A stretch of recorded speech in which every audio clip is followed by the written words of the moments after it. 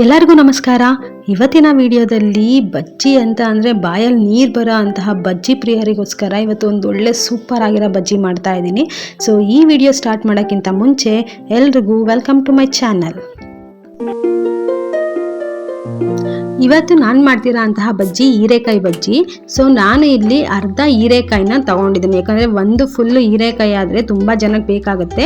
ಇಲ್ಲಿ ನಾನು 2-3 ಜನಕ್ಕೋಸ್ಕರ ಮಾಡ್ತಾ ಇದ್ದೀನಿ. ಹಾಗಾಗಿ ಅರ್ಧ ಹೀರೆಕಾಯಿನ ತಗೊಂಡು ಮೇಲ್ಗಡೆ ಈ ರೀತಿ ಒಂದ್ಸಲ ಸಿಪ್ಪೆನ ತಗೊತಾ ಇದ್ದೀನಿ.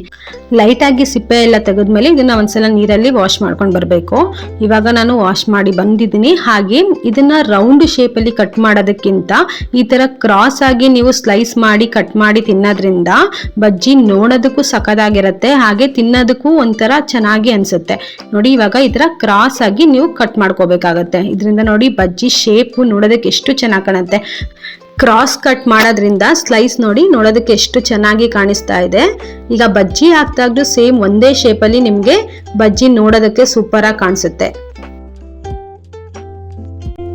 ಹೀರೆಕಾಯಿ ಸ್ಲೈಸ್ ಮಾಡಿ ಇಟ್ಮೇಲೆ ಒಂದು ಬೌಲಿಗೆ ನಾನು 1.5 ಕಪ್ಪಷ್ಟು ಕಡಲೆ ಹಿಟ್ಟನ್ನ ಹಾಕ್ತಾ ಇದ್ದೀನಿ. ಇಲ್ಲಿ ಅರ್ಧ ಹೀರೆಕಾಯಿ ತಗೊಂಡಿರೋದ್ರಿಂದ 1.5 ಕಪ್ಪಷ್ಟು ಕಡಲೆ ಹಿಟ್ಟು ನಮಗೆ ಸಾಕಾಗುತ್ತೆ. ಇದಾದ್ಮೇಲೆ 2 ಸ್ಪೂನು ಚಿಲ್ಲಿ ಪೌಡರ್ನ ಹಾಕ್ತಾ ಇದ್ದೀನಿ, ಅಚ್ಕಾರದ ಪುಡಿನ ನಾನು ಹಾಕ್ತಾ ಇದ್ದೀನಿ. ನೆಕ್ಸ್ಟು ಚಿಟಿಕೆ ಸೋಡಾ ಹಾಕ್ತಾ ಇದ್ದೀನಿ. ಜಾಸ್ತಿ ಸೋಡಾ ಹಾಕಕ್ಕೆ ಹೋಗ್ಬೇಡಿ, ಜಸ್ಟ್ ಚಿಟಿಕೆ ಸೋಡಾ. ಅದಾದಮೇಲೆ ಸ್ವಲ್ಪ ಕ್ರಿಸ್ಪ್ನೆಸ್ ಚೆನ್ನಾಗಿ ಬರೋದಕ್ಕೋಸ್ಕರ 2 ಸ್ಪೂನಷ್ಟು ಅಕ್ಕಿ ಹಿಟ್ಟನ್ನ ಹಾಕೋತಾ ಇದ್ದೀನಿ. ರುಚಿಗೆ ತಕ್ಕಷ್ಟು ಉಪ್ಪು. ಇದಿಷ್ಟನ್ನು ಒಂದ್ಸಲ ನೀರು ಹಾಕೋಕ್ಕಿಂತ ಮುಂಚೆ ಮಿಕ್ಸ್ ಮಾಡ್ಕೊಬೇಕಾಗತ್ತೆ. ಈಗ ಸ್ವಲ್ಪನೇ ನೀರು ಹಾಕಿ ನೀಟಾಗಿ ಬಜ್ಜಿ ಅದಕ್ಕೆ ಕಲಿಸ್ಕೋಬೇಕು. ಇದು ದೋಸೆ ಬ್ಯಾಟರ್ ಥರ ಎಲ್ಲ ತೆಳುಗೆಲ್ಲ ಕಲಿಸ್ಕೊಬಾರ್ದು. ಬಜ್ಜಿ ಅಜ್ಜಿದಾಗ ಅದು ಯಾವ ಕನ್ಸಿಸ್ಟೆನ್ಸಿ ಇರುತ್ತೆ ಅನ್ನೋದನ್ನ ನಾನು ಮುಂದೆ ತೋರಿಸ್ತೀನಿ. ಅಷ್ಟು ಬ್ಯಾಟರ್ ರೆಡಿ ಆದರೆ ನಮಗೆ ಸಾಕಾಗುತ್ತೆ. ನೋಡಿ, ಸ್ವಲ್ಪ ನೀರನ್ನೇ ಹಾಕೋಬೇಕು. ಒಂದೇ ಸಲ ಜಾಸ್ತಿ ನೀರು ಹಾಕೋಬಿಟ್ರೆ ದೋಸೆ ಹಿಟ್ಟು ಅದಕ್ಕೆ ಬಂದ್ಬಿಡುತ್ತೆ. ಹಾಗಾಗಿ ಸ್ವಲ್ಪ ಹಾಕಿ ನೋಡಿ, ಈ ಥಿಕ್ನೆಸ್ ಬಂದರೆ ನಮಗೆ ಸಾಕಾಗುತ್ತೆ. ಇವಾಗ ಪರ್ಫೆಕ್ಟ್ ಆಗಿರೋ ಅಂತಹ ಬಜ್ಜಿ ಬ್ಯಾಟರ್ ರೆಡಿ ಆಯಿತು. ನೆಕ್ಸ್ಟು ನಾನು ಎಷ್ಟು ಹೆಚ್ಕೊಂಡಿದ್ದೀನಿ ಅಷ್ಟು ಹೀರೆಕಾಯಿ ಸ್ಲೈಸ್ನ ಸ್ವಲ್ಪ ಮಾತ್ರ ಆ ಬಜ್ಜಿ ಬ್ಯಾಟರ್ಗೆ ಹಾಕೋತಾ ಇದ್ದೀನಿ. ಯಾಕಂದರೆ ಬೌಲು ಚಿಕ್ಕದಾಗಿ ಇರೋದ್ರಿಂದ ನಾವು ಎಲ್ಲ ಹೀರೆಕಾಯಿ ಪೀಸಸ್ನು ಹಾಕೋಕ್ಕಾಗಲ್ಲ. ಹಾಗಾಗಿ ಒಂದು 5-6 ಪೀಸಸ್ ಮಾತ್ರ ನಾನು ಹಾಕಿ ಇಟ್ಕೊತಾ ಇದ್ದೀನಿ. ನೆಕ್ಸ್ಟು ನಾವು ಈ ಪೀಸಸ್ ಹಾಕೋಕ್ಕಿಂತ ಮುಂಚೆ ಎಣ್ಣೆ ಕಾಯಕ್ಕೆ ಇಡಬೇಕಾಗತ್ತೆ.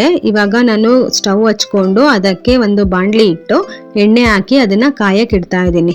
ಇದು ಕಡಿಮೆ ಎಣ್ಣೆ ಕಾದಿರಬೇಕಾದ್ರೇ ಹಾಕಬೇಡಿ, ಯಾಕಂದರೆ ಅದರಿಂದ ಬಜ್ಜಿಗೆ ಎಣ್ಣೆ ಜಾಸ್ತಿ ಹೀರ್ಕೊಳ್ಳುತ್ತೆ. ಸ್ವಲ್ಪ ಚೆನ್ನಾಗಿ ಕಾಯಬೇಕು. ಎಣ್ಣೆ ಕಾದ್ಮೇಲೆ ಒಂದೊಂದೇ ಸ್ಲೈಸ್ನ ಈ ಥರ ನೀಟಾಗಿ ಹಾಕ್ತಾ ಹೋದರೆ ಬಿಸಿಯಾದ ರುಚಿಕರವಾದ ಆರೋಗ್ಯಕರವಾದ ಮನೆಯಲ್ಲೇ ಮಾಡಿರೋ ಅಂತಹ ಬಜ್ಜಿ ರೆಡಿ ಆಗುತ್ತೆ. ಇವಾಗ ನೋಡಿ, ಆಲ್ಮೋಸ್ಟ್ ಇವಾಗ ಒಂದು 5 ಪೀಸ್ ನಾನು ಹಾಕಿದ್ದೀನಿ. ಹಾಕ್ಬಿಟ್ಟು ಅದನ್ನು ಒಂದು ಸ್ವಲ್ಪ ಹೊತ್ತು ಬಿಟ್ಟು ನೆಕ್ಸ್ಟು ಇದನ್ನು ಈ ಥರ ಉಲ್ಟಾ ಮಾಡ್ಕೊಬೇಕು. ನೋಡಿ, ಇವಾಗ 2 ಸೈಡನ್ನು ಚೆನ್ನಾಗಿ ಬೇಯೋ ಥರ ಉಲ್ಟಾ ಮಾಡ್ಕೊತಾ ಹೋಗಬೇಕು. ನೋಡಿ, ಎಣ್ಣೆಗೆ ಹಾಕಿದಾಗ ಎಷ್ಟು ನಮಗೆ ಬಬಲ್ಸ್ ಬರ್ತಾ ಇತ್ತು, ಇವಾಗ ನೋಡಿ ಬಬಲ್ಸ್ ಕಡಿಮೆ ಆಗಿದೆ. ಹಾಗಾಗಿ 2 ಸೈಡು ನಮಗೆ ಚೆನ್ನಾಗಿ ಬೆಂದಿದೆ ಅಂತ ಅರ್ಥ. ಇವಾಗ ಸಕ್ಕತ್ತಾಗಿರೋ ಅಂತಹ ಹೋಟೆಲಲ್ಲಿ ಅಥವಾ ರೋಡ್ ಸೈಡಲ್ಲಿ ಬಜ್ಜಿ ಹೇಗೆ ಮಾಡ್ತಾರೋ ಅದಕ್ಕೂ ಆರೋಗ್ಯಕರವಾಗಿ ಮನೆಯಲ್ಲೇ ಈ ರೀತಿ ಒಂದ್ಸಲ ಟ್ರೈ ಮಾಡಿ. ಹೋಟೆಲ್ಗಳಲ್ಲಿ ಅಥವಾ ರೋಡ್ ಸೈಡಲ್ಲಿ ಕರೆದಿರೋ ಅಂಥ ಎಣ್ಣೆಲೆ ಪದೇ ಕರೆದು ಬಜ್ಜಿ ಬೋಂಡ ಈ ಥರ ಕೊಡ್ತಾರೆ. ಅದ್ರ ಬದಲು ಮನೆಯಲ್ಲೇ ಫ್ರೆಶ್ ಆಯಿಲ್ ಹಾಕ್ಕೊಂಡು ನಾವು ಈ ಥರ ಮನೇಲಿ ಬಜ್ಜಿ ಮಾಡ್ಕೊಂಡು ತಿನ್ನೋದ್ರಿಂದ ಆರೋಗ್ಯನೂ ಚೆನ್ನಾಗಿರುತ್ತೆ ಅಂತ ಹೇಳ್ತಾ ಇವತ್ತು ಸೂಪರ್ ಆಗಿರೋ ಬಜ್ಜಿ ಮಾಡಿದ್ದೀನಿ.